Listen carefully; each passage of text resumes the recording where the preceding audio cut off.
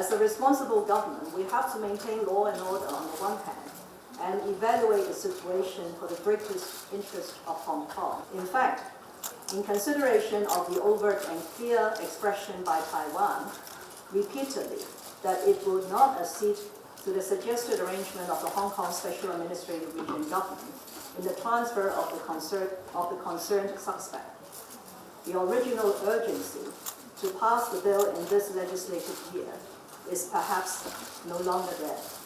I now announce that the government has decided to suspend the legislative amendment exercise.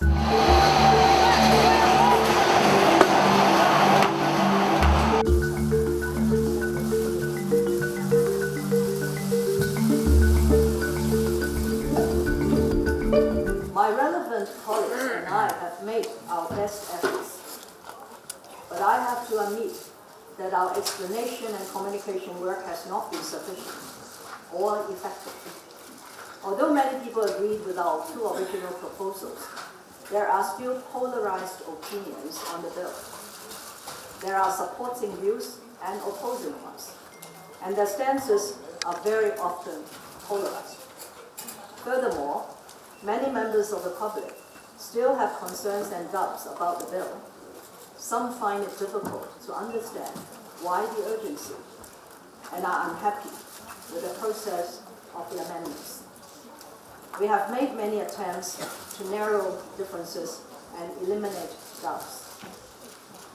In the last week, tens of thousands of people took part in protests and gatherings.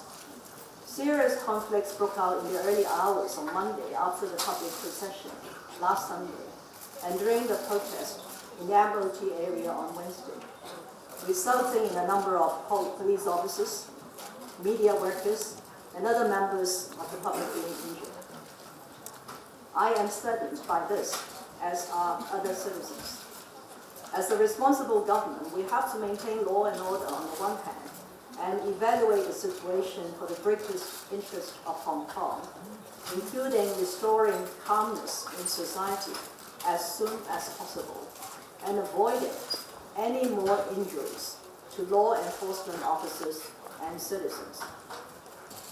I'm grateful for the views of many pro-establishment legislators and leaders of various community sectors conveyed to me over the last few days, either openly or in private, that we should pause and think instead of resuming the second reading debate on the bill at the Legislative Council as scheduled.